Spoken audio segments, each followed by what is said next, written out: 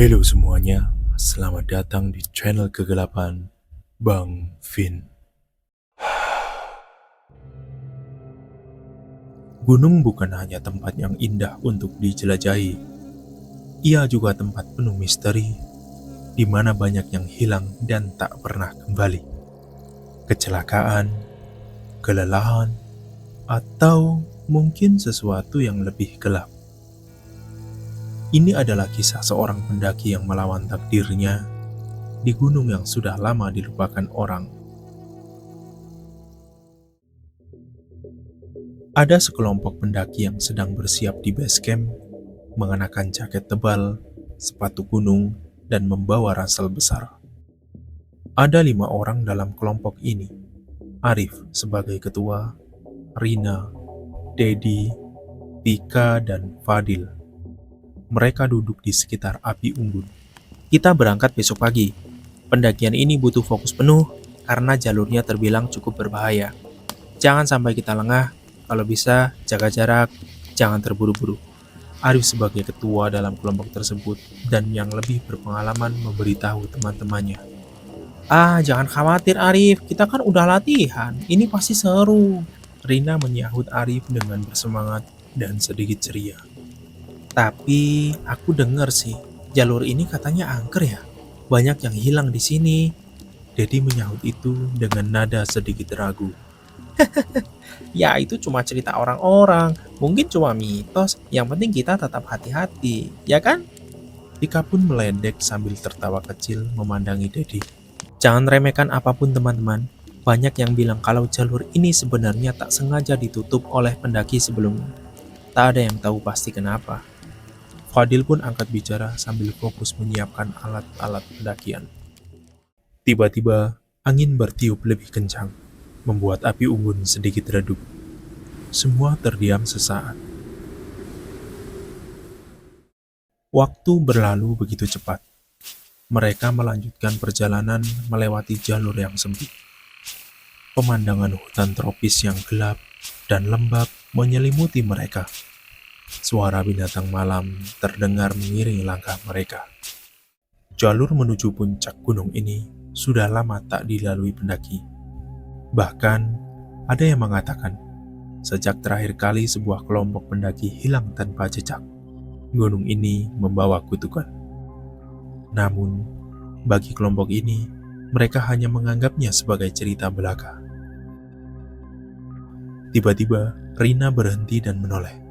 Ada yang aneh ya, rasanya seperti ada yang mengawasi kita. Jangan dipikirkan, itu cuma perasaanmu aja. Tika pun tersenyum sambil mencoba menenangkan Rina. Tapi, ekspresi Arif berubah serius. Dia menoleh ke belakang. Tidak ada apa-apa, hanya hutan gelap. Kita harus tetap fokus, kalau kita terus seperti ini, kita nggak bakal sampai puncak. Seiring pendakian berlangsung, suasana mulai terasa semakin gelap. Puncak gunung seolah semakin menjauh, meskipun mereka sudah berjalan berjam-jam. Tiba-tiba, Dedi melihat sesuatu di balik pohon. Kalian lihat itu? Ada sosok di sana, di balik pohon. Semuanya, jangan pikirkan hal-hal seperti itu. Fokus pada jalur. Arif pun dengan frustasi menenangkan suasana. Tiba-tiba, suara ranting patah terdengar keras di sebelah kiri mereka, diikuti dengan suara langkah kaki berat yang tidak wajar.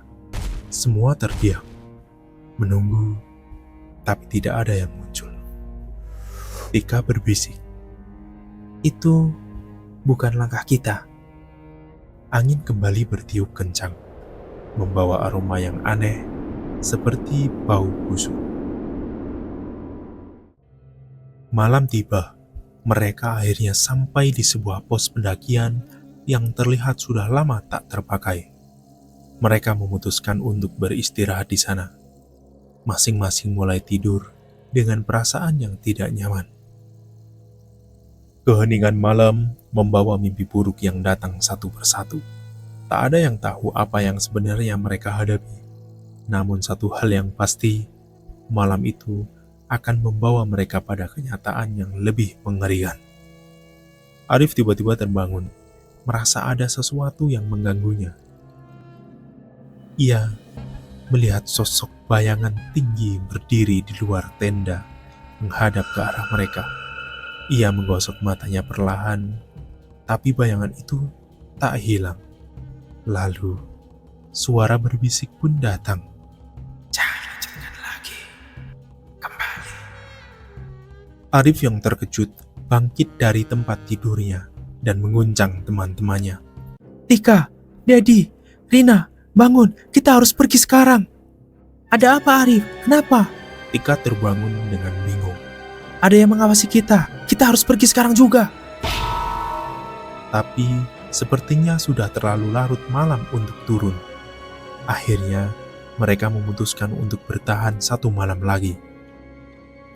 Tapi saat mereka hendak melanjutkan perjalanan keesok harinya, sesuatu yang tak terduga terjadi. Rina hilang. Rina, kemana kamu? Dedi pun panik sambil mengikuti jejak bekas kaki yang hilang tiba-tiba di tengah jalan, dan sepertinya ada seseorang yang menariknya ke dalam hutan. Jangan dituruti, itu bukan dia. Arif berlari ke arah jejak kaki tersebut sambil menarik tangan Dedi. Tiba-tiba, suara jeritan Rina terdengar jauh, sangat keras. Semua pun terdiam, merasa ngeri. Kita salah Arif, kita harus pergi dari sini, itu bukan Rina lagi. Fadil pun ketakutan sambil menggenggam tangan Arif. Tiba-tiba, mereka dikejutkan dengan sosok Rina yang muncul di hadapan mereka. Matanya kosong, tubuhnya terlihat lemah, pakaian penuh dengan kotoran lumpur dan tanah liat, dan suaranya tidak seperti biasanya. Mereka tak akan melepaskan kita. Kita semua akan menjadi bagian dari mereka. Rina berbisik dengan suara serak. Di tengah-tengah bisikan Rina, Arif teringat cerita yang pernah didengarnya tentang gunung ini. Cerita tentang sebuah kelompok pendaki yang hilang lebih dari 20 tahun lalu, yang ternyata tak pernah benar-benar hilang, tapi berubah menjadi sesuatu yang lain. Ini bukan Rina, itu cuma hantu yang menjebak kita. Arif pun berlari dengan tergesa-gesa menuju ke arah jalan turun. Tetapi saat ia memutar tubuh, sosok-sosok yang pernah hilang muncul di hadapannya. Tika, Dedi, Fadil, semuanya dengan mata kosong tersenyum lebar. Pendakian ini bukanlah sekedar perjalanan ke puncak. Ini adalah perjalanan ke dalam kegelapan, di dalam kenyataan yang tak bisa dipahami. Mereka yang hilang di sini tidak pernah benar-benar mati. Mereka terperangkap menjadi bagian dari gunung ini selamanya. Kamu akan bersama kami selamanya. Gunung ini akan selalu menunggu bagi mereka yang berani atau mereka yang tak tahu bahwa mereka sudah berada di ujung jalan yang tak pernah ada jalan pulang.